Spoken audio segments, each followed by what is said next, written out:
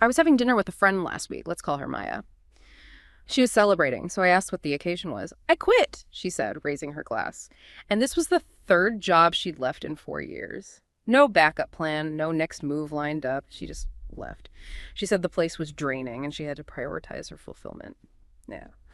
Later that night, I was thinking about my grandfather. He spent 40 years at the same auto plant, a job he openly despised. He'd come home, sit in his chair, and just complain about the foreman, the noise, the aches. But he never left. When I asked him why, years ago, he just looked at me, sort of confused, and said, "A man has his obligations, you don't just leave." His marriage was the same. He and my grandmother coexisted in a kind of cold, resentful truce for the better part of 5 decades. Leaving wasn't an option. It just wasn't done. You had your coping mechanisms, the bottle of whiskey in the desk drawer, the long walks that lasted for hours, but you endured. Maya, on the other hand, just ended a 2-year relationship because it no longer fostered her growth. That massive fundamental shift from a world built on endurance to one built on agency, from obligation to fulfillment, it isn't just a small generational quirk, it's a profound rewiring of what we expect from life itself. Wow. And it forces a question. Now that we're free to leave, what does that choice actually reveal about who we are? That tension, that fundamental split between endurance and agency is arguably the defining feature of modern life. And it's manifesting in these really profound ways across every core arena of our existence. For this deep dive, we're exploring how this unprecedented freedom to leave is completely reshaping our social contract. We're going to look at 3 main arenas. First, how this agency is actively disrupting the corporate and economic world. Second, how it's totally redefining commitment in our personal and familial relationships. And finally, the philosophical tension, the new moral calculus that really drives these decisions. Let's start with that economic shift, because the story of my grandfather, the lifetime auto worker, that's the old contract, that's obligation. Right. But let's look at a modern counterpart. We have the case of Jonas, a brilliant software engineer who was working for a massive, stable German automotive company. I mean, lifetime security, great benefits, the whole 9 yards. But he quit. He then took a massive 40% pay cut to join some chaotic, tiny climate tech startup. His loyalty wasn't to the organization that signed his paycheck, it was to his mission. Exactly. He felt he had to design planet-saving solutions, not just, marginal efficiency gains for luxury SUVs. Jonas is the perfect symbol for the erosion of that old psychological contract between the worker and the firm. Before, say, the 1980s, the deal was simple. It was very clear. You trade loyalty, compliance, endurance. You show up, you tolerate the boss, you don't rock the boat. In exchange for long-term job security, career progression, and reliable benefits. That was the trade-off. And that security it's completely gone now. Even the most stable-looking firm is often shedding entire divisions or making huge announcements about automation. And that instability is exactly what has fueled the shift in priorities. Today's employee knows that loyalty doesn't buy security anymore. So, therefore, they prioritize flexibility, meaningful work, continuous learning and development, a strong company culture, and trust in leadership, often over sheer compensation or tenure. The workforce has entirely reevaluated what a company must offer them. And this isn't just a feeling, right? This is an economic reality driven by market changes like the gig economy. I saw some figures suggesting that by 2020, about 36% of U.S. workers were engaged in some form of independent work. What does a number like 36% actually mean for the culture of work? It means people now have the power to pursue these portfolio careers that are centered on fulfillment and self-definition. If you look at that 36%, many are choosing the gig economy not because they can't get a regular job, but because they value the autonomy. The ability to define their professional identity, which is frankly impossible when you're confined to a single, rigid corporate ladder. You combine that with the reality that technology risks automating up to 45% of job activities by the early 2030s, and the employee understands that the only true security they have is their ability to continually learn. So the psychological contract now demands that the company invest in my future, not just my current productivity. If the company stops being a good place for my own growth, I'm out. Precisely. And this presents a huge problem for large organizations. They're inherently built for control, for consistency, for profit optimization. So how do they retain these fluid workers who are focused on self-fulfillment and mission? And that's where the corporate solution comes in, the opportunity marketplace, or OM. Yes. OMs are sophisticated internal systems, often digital platforms, designed to maximize human capital returns by demanding and eliciting agency from the worker. We see this at major companies like Schneider Electric. The core idea is that if you can't keep people by locking them into a job description, you keep them by allowing them maximum rotational and developmental freedom within the company's walls. Wait, isn't the opportunity marketplace just a sophisticated form of manipulation? I mean, if companies are forcing us to invest in ourselves, aren't they just offloading their training budget under the guise of empowerment? That skepticism is well placed, but the shift is, I think, genuine in its mindset, even if the result is economic optimization. The leadership mindset fundamentally flips. Instead of asking, how can we make better investments in our people, they ask, how can we support our people in making better, smarter investments in themselves? Okay, help me visualize that.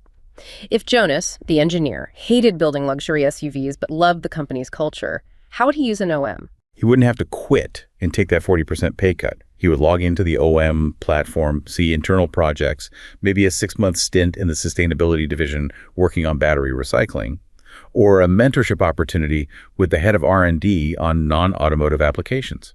The OM allows him to raise his hand and pitch himself for internal opportunities based on skills and mission alignment, not just his department's budget or his manager's approval. So the company is signaling that it views labor not merely as a cost to be controlled, but as an asset to be cultivated. If the employee can find internal growth that aligns with their mission, they stay. The company is basically using the employee's own drive for agency to increase retention. It's a compelling win-win, but it relies entirely on the worker's motivation to continually seek new challenges. It weaponizes personal fulfillment against attrition. This focus on self-investment and personal fulfillment in our professional lives brings us perfectly to the second great area of disruption, the personal and familial sphere. If we're prioritizing agency in our careers, what happens to the endurance-based commitments we make at home? We see a powerful, direct reflection of this economic agency in our most intimate relationships. Think about the story of Maria, whose mother had advancing dementia. The traditional endurance-based expectation, the daughter's unconditional obligation, was for Maria to take her mother in, sacrificing her own time, her energy, her mental health. But Maria chose a different path. She did. She used her savings to place her mother in a top-rated memory care facility. Her relatives, her aunts and cousins, called her selfish, saying she was abandoning her duty. But Maria framed it as an act of self-preservation. She refused to let the obligation destroy her ability to be a good mother to her own children or a healthy partner to her husband. She rejected the idea that obligation must lead to self-destruction. That refusal to be destroyed, that really is the crux of the sociological shift we're seeing, isn't it? Exactly. We're seeing a widespread rejection of endurance-based unions, whether marriages or familial ties, in favor of those that prioritize fulfillment and autonomy. Historically, unhappiness in a long marriage was just tolerated through coping mechanisms. Alcoholism, secret affairs, silent, deep-seated resentment, those were the costs of endurance. Now, those mechanisms are being replaced by the conscious decision to leave, to redefine the relationship, or to end it entirely, prioritizing emotional well-being over sheer longevity. And this extends far beyond marriage to the family unit itself, which was always considered the most sacrosanct of commitments. Absolutely. There is a growing willingness to sever toxic family ties, which directly challenges that ancient notion that blood ties must be preserved at all costs. Yeah. Estrangement is being viewed less as a betrayal or a character flaw and more as a justifiable act of self-preservation, of reclaiming your own emotional health. People are no longer willing to tolerate manipulation, neglect, or emotional damage just to maintain the illusion of family unity for the sake of, societal approval. But what allows us culturally to justify prioritizing the self and our emotional health in this way, where previous generations felt this overwhelming and frankly inescapable sense of duty? This is where we introduce the concept of the therapeutic turn. Historically, truth and authority resided in external sources: religion, tradition, rigid social roles. Over the last several decades, we've kind of retained the Christian notion of looking inwards for moral truth, but we swapped the external authority for an internal one. So we replaced God in duty with our own emotions and self-actualization. That's the core mechanism. The goal is no longer conforming to rigid societal expectations or religious dictates or gender roles. The goal is protecting the individual from the harm that society or traditional structures create, the harm that prevents them from being themselves. This framing provides the moral justification for Maria leaving her mother in a facility or for Maya leaving her job. Their internal emotional compass, their sense of self-actualization, has become the highest guide, triumphing over any external expectations. This focus on personal well-being is powerful, but it brings us to the final and perhaps the murkiest arena, the ethical one. Because exercising massive personal agency like leaving a stable job or abandoning a familial obligation, it always impacts others. We have the story of David, a man in his late 50s who finally left his 30-year empty marriage. He described feeling this internal war between his obligation, his vow, his duty to stability, and this primal, almost existential urge that he had maybe 20 good years left and he was choosing to be unfulfilled. David's struggle perfectly encapsulates the complex philosophical poles involved in modern decision-making. We are pulled between the ethics of rational, universal duty and the impulse toward powerful, self-directed agency. Let's start with the pole David initially felt bound by, Kantian moral duty. That sounds very serious and very rigid. It is. The Kantian perspective champions acting out of duty to a rationally chosen moral law. The core takeaway for our purposes is that this view affirms the intrinsic worth and moral equality of every person, demanding that you treat every individual as an end in themselves, never merely as a means. This demands constancy and commitment. Your action, like staying in a difficult marriage because of the vow, should be something you could rationally wish all people would do in the same circumstances. It's an ethics of absolute obligation and stability. And the other side, that primal urge that drove David to leave and pursue his unfulfilled life. That impulse aligns with the Nietzschean concept of agency, or the will to power. Nietzsche viewed traditional morality with intense suspicion. He was critical of any system that prioritized the interests of the lowest common denominator because he believed such systems actively thwarted the development of human excellence. Why would traditional morality thwart excellence? Isn't being good being excellent? Not to Nietzsche. He argues that traditional morality, which values happiness, ease, and altruism, actively devalues suffering. And this is where it gets really interesting. Nietzsche contends that suffering is extrinsically necessary for cultivating human excellence. Great pain, struggle, limitation. These foster inventiveness, courage, and profundity. A culture that relentlessly pursues pleasure and alleviates all suffering risks, turning mankind into sand. Small, soft, unending, and ultimately profoundly mediocre. That is a punchy analogy. So the urge is the realization that staying in a mediocre, comfortable life is a moral failure against your own potential. But that also requires massive agency, the power to choose to leave. And this is where Nietzsche gets even more radical. He suggests that the choice to leave isn't necessarily a rational moral act of free will.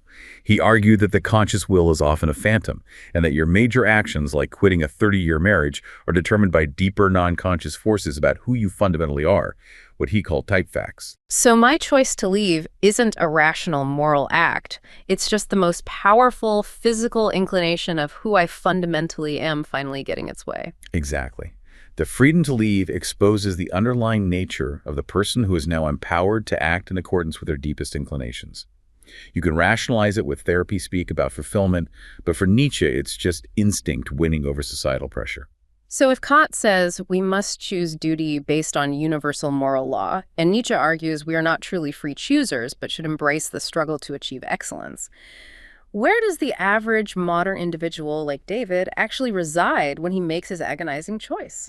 They reside in the murky middle, let's be honest. Sure. Few people are purely virtuous Kantians or purely self-serving Nietzscheans. Human behavior fluctuates wildly between self-interest and ethical considerations. Morality is often performative and contextual, shifting instantly in the face of necessity or opportunity. We're capable of incredible altruism, but also stunning selfishness, often in the space of a single day. It's the moment you choose whether or not to hold the elevator for someone who is clearly sprinting across the lobby. It's a tiny moral decision that reveals everything. Precisely. That petty decision where duty takes a 10-second hit for the sake of self-interest because you're running late is the murky middle in action. We are all deeply flawed agents. Nietzsche believed that moral judgments are simply symptoms of underlying psychological processes about the person. So if we come back to my friend Maya quitting her third job in 4 years, the freedom to leave, whether a job, a marriage, or a family, it doesn't create moral purity or ethical correctness. It merely exposes the underlying nature of the person. Agency doesn't make us more moral, it makes us more revealed. That is the ultimate takeaway. We started with my grandmother enduring a cold marriage and my friend Maya leaving a draining job. We've covered how the ethic of agency has completely reshaped the corporate contract, moved us away from endurance-based relationships through the therapeutic turn, and brought the ancient philosophical tension between duty and power into our living rooms and offices. And if we look at the long-term implication, the expansion of this personal agency is enormous. Historically, the freedom to determine one's own path, the power to say, I quit or I choose myself, was a privilege reserved for a select, elite few. These freedoms were often underpinned by rigid societal structures that forced everyone else into submission and endurance. But now that's dissolving. Yes, the dissolution of endurance-based systems has fundamentally reshaped access to autonomy, democratizing choice to a much broader pool of individuals. Autonomy is no longer passively granted by inherited status or rigid structures. The power to dictate one's social and economic outcomes must now be actively negotiated and constantly redefined by the individual. The rise of autonomy means the mechanics of influence and control have shifted to a larger demographic than ever before, fundamentally restructuring who gets to decide what a meaningful life looks like. A difficult, revealing, and utterly human transformation.